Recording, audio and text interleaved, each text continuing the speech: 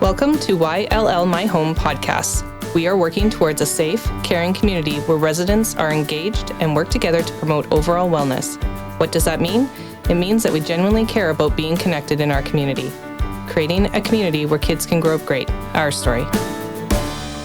Good afternoon. My name is Glennis Reeves, and my session today is Listening to Learn and Learning to Listening. It is a coach approach for a parent. So a little bit about myself. I'm not a parenting expert. Honestly, I don't really believe there's such a thing as a parenting experts, but I believe that we're all experts on our own children. As a coach who's worked for many years in the field and someone who has worked a lot with families, I think we can all learn skills that can help us communicate more effectively.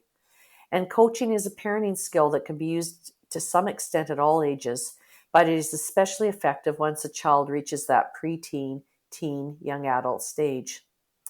My background does include facilitation of a number of programming for parents. As well, I have several certifications as a coach. I have 2 adult children. And although coaching sounds like an easy solution, we are always really emotionally invested as parents. Thus, it's sometimes hard to assume the role of a coach. Plus, we need to have boundaries, and our kids need to know what those are and how to work together in this. And this is one of the reasons why coaching is so effective.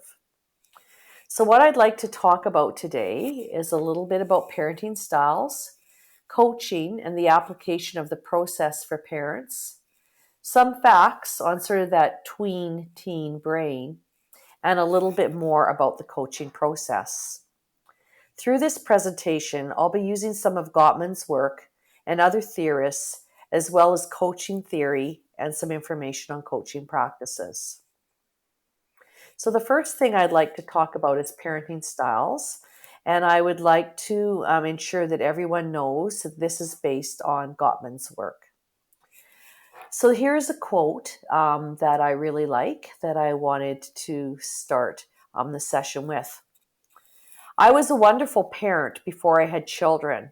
I was an expert on why everyone else was having problems with theirs. And that's from the book, How to Talk So Kids Will Listen and Listen So Kids Will Talk by Faber and Mashlish.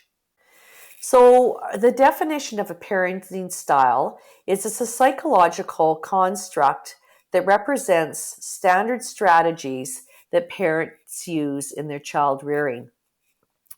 The quality of parenting can be more essential than the quantity of time spent with a child.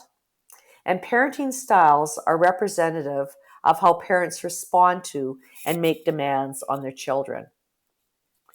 So when we look at Gottman, he describes 4 different styles.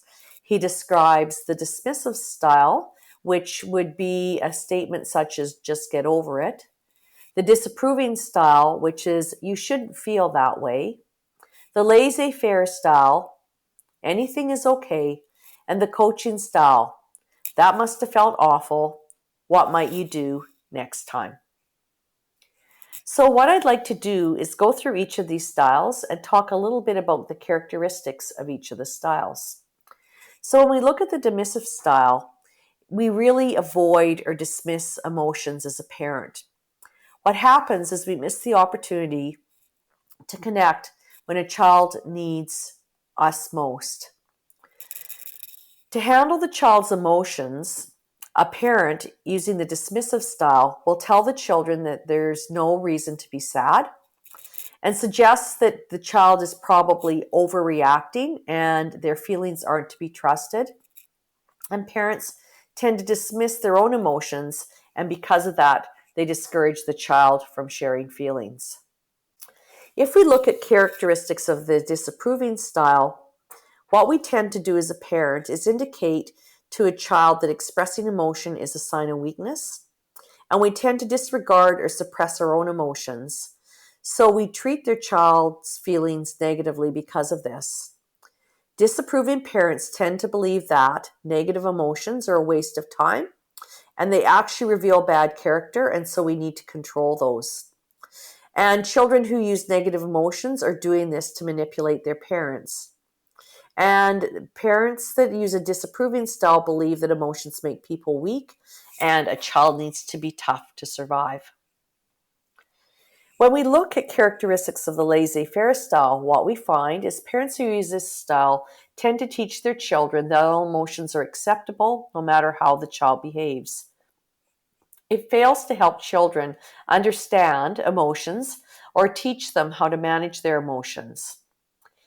Children who tend to be raised with the anything goes approach oftentimes lack the ability to calm down when they are really angry, sad, or upset. They oftentimes will find it more difficult to concentrate or learn a new skill, and this can affect their school performance. And oftentimes they're not able to pick up on social cues and maybe find it harder to make friends. So if we go to a coaching style, what we find is what we teach our children is how emotions work, especially when emotions are very strong. And we value their feelings, but not necessarily all the behaviors that go with those feelings. So children who have been raised by parents who tend to be emotional coaches tend to get along better with others. They are often able to form stronger relationships, especially with other children. They're able to manage their own emotions and calm themselves down more quickly when they get upset. And this actually affects their physical health because they tend to get sick less often. So what does this mean? And when we talk about coaching and how we would apply this as a parent? Well, first off, Galway says to us that it is helping a child to learn rather than teaching them. And Whitmore says that coaching unlocks a person's potential to maximize their own performance. So what we need to understand is that oftentimes as parents, we focus on behaviors and results. And when we talk about coaching, when we do this, we're actually trying to dig deeper to find out what's causing those behaviors which are causing those results. So coaching goes well beyond what is apparent. So what we're concerned about is what drives those behaviors and gets those results. So the types of things when we're coaching that we really want to think about and ask questions about is what are the emotions that people are feeling and what are causing those emotions and how can we handle those emotions? What might we be thinking or believing that may not even really be informed by facts? And is there a way to test our child's thinking about something so they can ensure that they're basing how they're feeling or how they're acting on facts? And then, of course, the other piece of that is perceptions. How is perception affecting the way a child is acting or behaving, and what type of results are they getting from that? So what we need to understand is this coaching is really around self-directive growth. And so as parents, when we take the coaching approach, as when I gave those quotes earlier, it's an opportunity for our child to learn. And when they learn in this way, they're more likely to continue to use those skills moving forward. So what I wanted to do is talk a little bit about what is the neuroscience around coaching.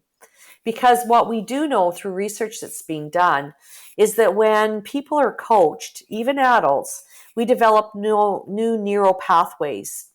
And so what we do with kids is we actually are assisting them in developing self-awareness so they go to this more quickly, improving performance. So some of the facts is that we have a primary organizing principle that seeks to protect us from danger every waking moment of our life, multiple times a second. That's great. When we're threatened, this network kicks in faster. It's stronger, it lasts longer, and really we have a lot of brain real estate that's devoted to this reward network. We often refer to this as our fight or flight response, and we need to understand that this can be good too. If the right amount of this threat increases our performance, but it diminishes and overwhelms sort of those higher level brain functions, that's not so great. So what coaching does is helps increase the self-awareness, which helps in self-control. Really what this means is the more aware you are of what is happening inside you, the more quickly you can apply your brakes to the threat response. And this allows you to actually maintain more of that high level brain function or executive function during the situation, which will promote higher or better performance. So, knowing that, what are really the benefits of using this approach, especially as our kids become tweens and teens? Well, first off, we help them to think rationally. We help them to develop resilience. It also helps them when something doesn't go right to overcome failure. It's a way for them to help develop confidence because they become creative problem solvers. It also allows them, through this creativity, to develop an open, curious approach to new challenges and ideas. And also, by using this approach, we can teach kids to become more collaborative. What we know is that children's lives are filled with different encounters that can quickly escalate if they don't have the ability to handle them. So when there's a triggering event, a child can either adapt in a way that's positive or they can adapt in a maladaptive way. So what we need to ensure is that we assist our children to possess the skills for self-management when these potential triggers actually happen. So what this means is when they're able to do that, there's no external consequences, it's not affecting their self-esteem, and they're not being threatened because of this. Actually, when they're able to handle it properly, it can lead to enhanced self-esteem and also admiration from others around them. So basically, when we talk about emotional self-management, what we're asking is that our children develop a repertoire of skills that they can quickly mentally retrieve when circumstance demand it. This means that they have to be prepared, they have to practice, and above all, this happens when they have the coaching of caring and informed adults. So one of the first things that we need to do is to help our kids identify what are their own personal triggers that often lead them to troubling reactions. And so one theorist says we could talk about triggers to trouble, or at least give them examples of when to reflect on their behaviors. So this might be things that we can talk about and coach through on a day-to-day basis.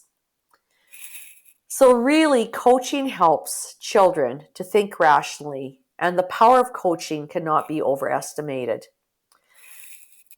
We know the world is filled with many examples of successes and failures when rational thinking is put to the test, and our kids experience them on a day-to-day basis with their peer groups and with other childhood experiences. So when we can help them develop those skills where they can think, solve through difficult situations, what we do is prevent things from getting worse. Some of the other things that coaching does is, first off, it helps children to understand that achievement doesn't always equal happiness. So we all like to get the highest test score, we like to win in that sports game, and it's a great feeling. But what many of us who outwardly tick all the success boxes will agree on is that happiness isn't always about winning. So coaching can help children understand that winning is great, but really the only measure of success is ways in which you can make yourself feel good and feel happy. The other thing that coaching does is it helps kids learn that their emotions and experiences are two separate things. Think about your day. Most of us go through a roller coaster of emotions on any given day based on what's happening, how we're feeling. And so for kids, it's the same thing. So coaching can help them and also us as a parent explore what's causing us to have those emotions and separate them actually from their experiences. So this can be particularly beneficial, especially if things don't go quite the way a child wants them to go. They can understand that what actually happened in the experience is actually separate from how we feel emotionally, and that's okay, and that one experience doesn't define who they are. Another thing that coaching does is it helps a child balance curiosity and build that balance. So, what we know is when children could do something and do it well, it's really easy for them to get their full focus on that one thing. This can be a sport, it can be a musical instrument, or some other hobby. What children do is they do take cues from us as adults and parents. And so, what coaching does, it helps to encourage them to balance. So, just because they have an affinity to one particular thing, which is great, knowing that you need to have multiple interests and curiosity to explore new areas is more beneficial to us in the long run. And so, we can help them by coaching. Another thing coaching does is it gives children a better understanding that everyone is different, and that is good. So by doing this, we're not pigeonholing our kids to be interested in just one thing or things that happen ourselves that we're interested in. Then we're allowing them to develop a greater understanding of all the many interests and passions that exist. And we can teach them that there's no wrong or right things in regards to positive activities to enjoy. And there's lots of different ways that people can be happy. Another thing that coaching does is it keeps a focus on authentic character building. It's about working hard, trying their best, and overcoming hurdles when they arise. Really, what we're doing is we're giving them a set of techniques and tools to help shape attributes in fun, positive ways. And so this way we can help children learn that life is ultimately about the journey, not about the rewards.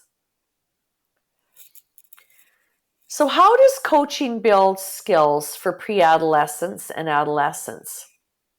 So once again, we've talked a bit about this, but I just want to review. It helps them develop a repertoire of skills that they can mentally retrieve when circumstances demand. To do this, they need to be able to prepare, practice, and this really happens with the coaching of caring and informed adults. Coaching can assist a preteen or a teen identify their own personal triggers that has led them to troubling reactions. And so coaching can help a child think about what their triggers to trouble are, and then parents, through the coaching, can give them a list of examples to help them reflect upon these behaviors and adapt to healthier, positive behaviors.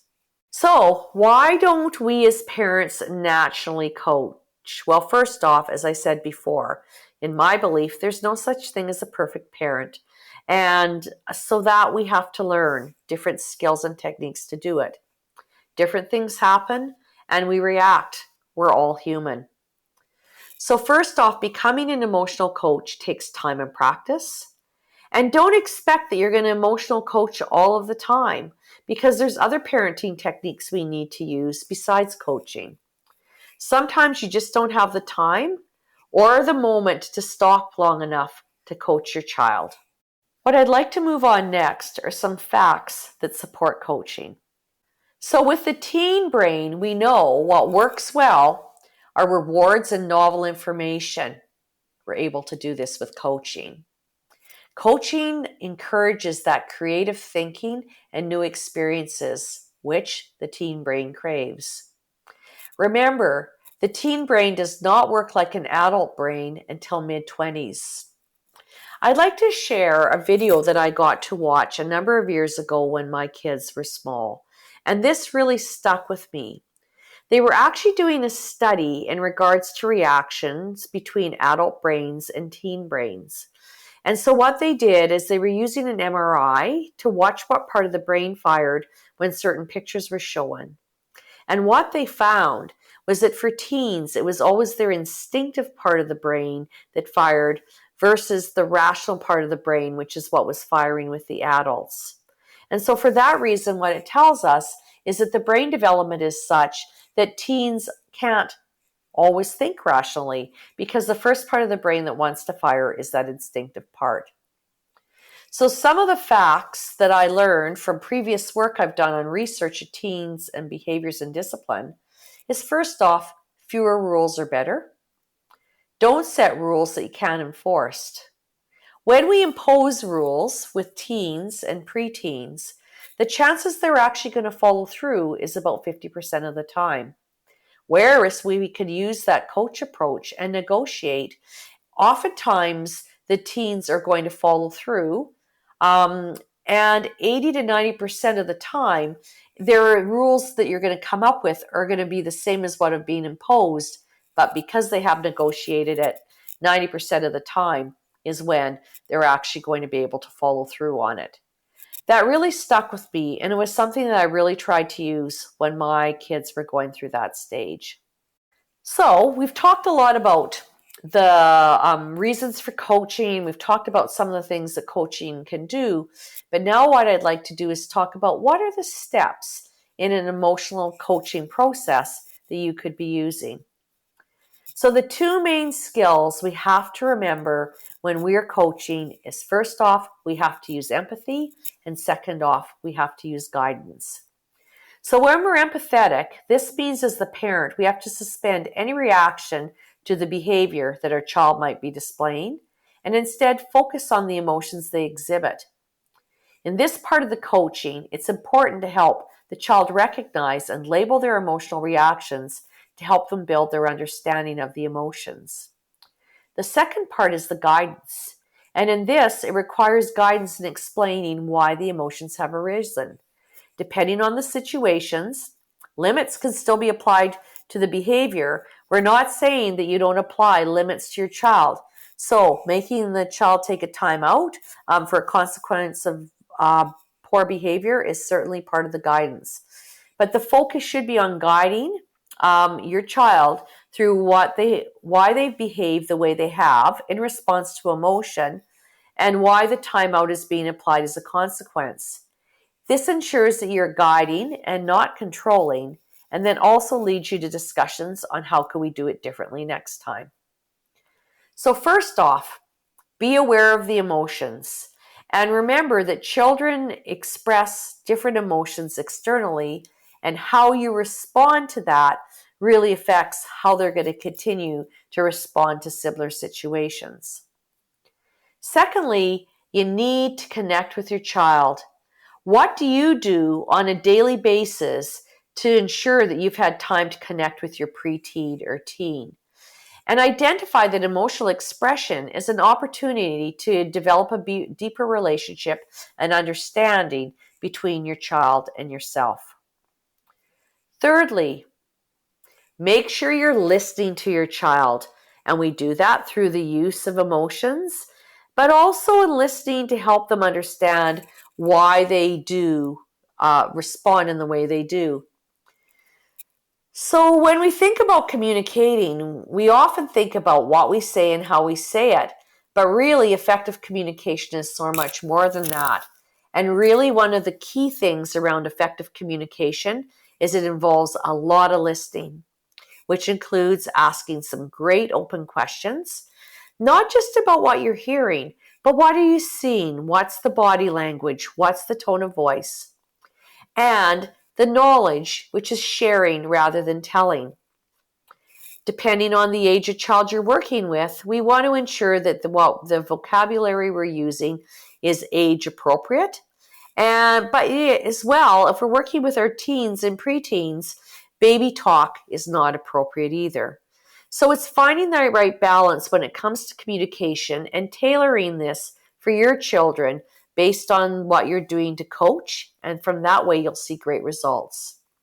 So remember, talking is different than communicating, and hearing is very different than actually being able to listen. So I wanted to talk a little bit about listening, because listening is what we term an active skill, and sometimes we talk about active listening. So when we actively listen, first off, we need to ensure that we're providing our full presence to the child that we're listening to at that point in time. That means that we need to remove distractions. So if you're going to have a phone call and you're trying to talk on the phone and talk to your child at the same time, that's not really active listening.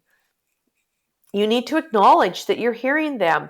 And that can be by using some reflective listening where we're paraphrasing back, not just what we're hearing, but also what we're seeing. And also just cues like, okay, to keep them talking. Lots of times when we're listening, there's silence. And especially if we've asked a really great question, sometimes our child needs an opportunity to think about it.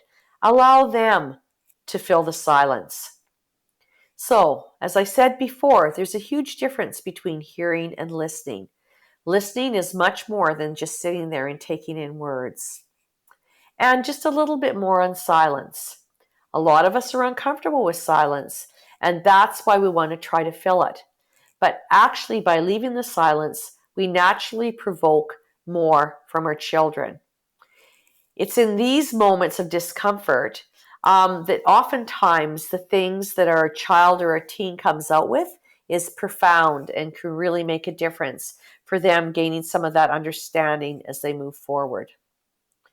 So I've heard listening described as being a me, we, and you. When I'm listening for me, it's about information that I need. When I'm listening for we, it's because I want to respond to what you said. But I'm listening to you, it really means that I'm really trying to focus. I'm trying to hear the essence behind the words, and I'm really trying to understand. And that's what we want to do when we're working and coaching our child. So, two of the big skills you're going to use when you're active listening is you're going to ask lots of open questions, which is that who, what, when, where, how. Sometimes why, but sometimes why can cause defensiveness. So we tend to stay away from why questions. And then we're going to paraphrase back. And as I said before, that's not just the words that we're hearing, but it's the essence behind the words. It's the context. It's the body language. It's the tone of voice. And that's how we become good active listeners. So, questioning, make sure they're open-ended. Make sure they're understandable and clear, and make sure that we're not judging or leading with the questions that we asked. So, a leading question would be, what about starting your chores versus what would be the best thing to start with to meet your goals for today? So paraphrasing, as I said before, really important that we look at those verbal and nonverbal cues and say, what I'm seeing you say is a really good way to remind ourselves that we need to paraphrase back more than just the words. So step 4 is we need to ensure that we name the emotions for the child, because even as teens and tweens, sometimes they know they're feeling something, but they don't know how to name it. So if we can provide them with the words and labels to help communicate their emotions, that's really powerful as they move forward. I've included a slide that shows a piece of what we call the emotion wheel, because a lot of us could get hung up on just a few words around emotions. But what this shows is there's many, many words that can describe those core emotions in the center. Step 5 is together, let's find good solutions. This is where boundaries are really important. Children need to know what their boundaries are, and they need to know how to live within those boundaries. So we need, as parents, to know when to set limits or hit the reset button when problem solving or addressing a problem behavior. So, what's the difference between just having a good conversation with your child or an actual coaching conversation? At the end of the coaching conversation, there'll be learning and there'll be action taken by your child that has positive forward movement. So, part of our role as a coach to help in that action planning. So through the conversation, what's that objective that you're trying to reach? When do you want to see that behavior being implemented? How does your child need your assistance to be able to do that? And what might stop them from actually being able to do it? And how will you work through those obstacles? And sometimes actions are about doing something differently. Sometimes it's about learning about more. And sometimes it's actually about reflecting on how we can do things differently. So we need to ensure that our children know who are they going to be accountable to, what are they going to be accountable for, when are those behaviors going to change, and how are they going to maintain those behaviors.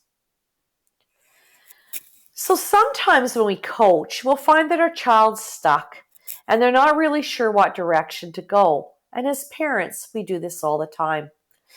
What we do is we make a request. But when we're coaching and making a request, what we're saying, hey, this is a suggestion. This might be something that might help you with this. And it opens up the conversation so there can be negotiation. But basically the message you're sending to your child is that I think you can do this. And because of that, this is why I'm suggesting that you do this to move forward.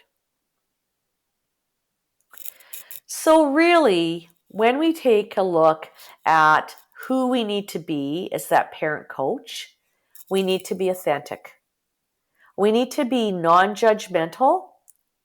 We need to show a lot of empathy. We need to be consistent, and we need to be encouraging. Remember, what we want to do is we want to encourage the child to develop new ways of thinking, that toolbox, so they'll behave in different ways and not focus on the results.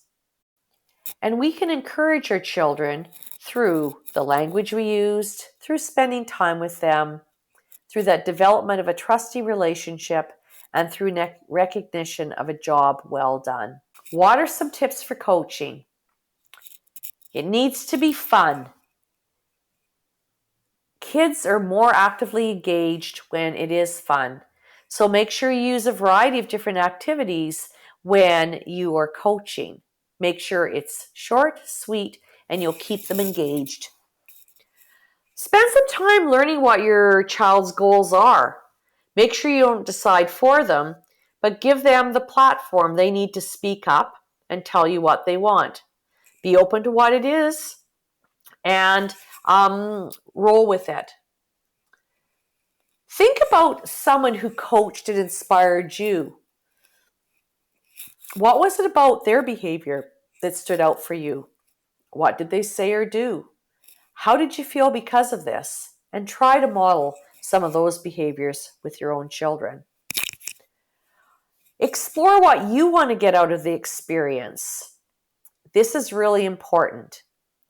It's one thing to want to be a supportive parent, but another to take over and control how your child will behave or spend their time. For example, many of us, because we have our own interests, will push a child in a certain direction because of that. So make sure you're being honest with yourself about what your motivations are and how the experience will also shape you. Mind the generation gap. Remember, things have changed, and how things were done in your day and how they're done now can be different. The ways your child may want to engage and learn can be totally different from you. And remember, technology is a huge part of childhood, so trying to remove it totally because it wasn't part of your life isn't going to work. Find ways to utilize it in different ways and in positive ways so your children are being met at where they're at and not where you think they should be. Don't forget, everyone's an individual, and any people who have more than one child will know that everyone has their own personality and individuality. So it's the same when you coach. The coaching techniques and strategies used with one child may have to be different with another child. So please appreciate these individual differences and use these to develop a positive coaching experience with all your children. Learn how to listen, the art of listening. Remember, this is a crucial part of encouraging open communication. And when I do coaching in various situations, a rule of thumb is what we call the 80-20 rule, which means that you should be listening 80% of the time and talking 20% of the time. Don't criticize, be constructive. It's really easy to go down that criticism route, especially if we're used to that's the way we've received feedback ourselves. Make sure that your feedback is constructive and instructive for your child. Research shows that this encourages far better self-esteem and motivational results. Manage your own expectations and emotions. We're trying to coach our children to manage their own expectations and emotions. That means that you need to have a strong handle on your own. You're the role model. To deliver effective coaching, you need to model the behavior you want to see in your children. Be mindful of limitations. A great coaching experience knows that when to draw the line, take a break, or try another time. This is when listening and being aware of individual characteristics can really help ensure a positive experience for all. Don't dismiss the wins. Make sure that your child understands that it's okay to do really well and win. So we don't want to downplay that, but also get them to understand that it's okay if things don't go quite the way they should as well. So make sure you have a good balance between celebrating wins in positive ways and pick out specific aspects of what they did that helped them achieve the success and appraise them for that end result. Make sure you're getting feedback from your child. Don't make any assumptions about how they feel about being coached. What do they enjoy when you can have those coaching conversations? What would they like to change? How do they feel it's helping them? Do you think there's ways that you and them could work better when you're having your coaching exchange? And by asking these questions, you'll increase your child's trust. They're going to learn communication skills from you, and you're going to learn how to keep this as a great experience. There's a possible checklist for children when we think about those triggers for trouble, and this is by Richfield from 2019. So some of the things that you can get your child or your teen to think about is finding out that I won't be able to do something I've been really looking forward to. Does that trigger them? Seeing other kids having fun doing something that's against the rules. Does that trigger them? Feeling very annoyed by the behavior of another child. Not wanting to do something I have to do, or being unfairly accused of something I didn't do, or any of those triggers for them. Losing at a game or just not performing at something I think I should, or feeling jealous about something involving another child. Not being able to accept the mistakes of others, feeling bossed around by someone else, finding out that someone used something of theirs without permission, feeling pushed aside beside a friend, or having to switch gears from doing something fun to doing something serious.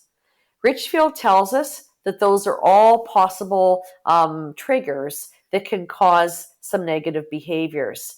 So it's a great list to go through with your child to start to get them to think, what are their triggers for troubled behavior? Thank you for taking the time to listen to the podcast. As I mentioned before, I have listed my references as I've worked through this presentation.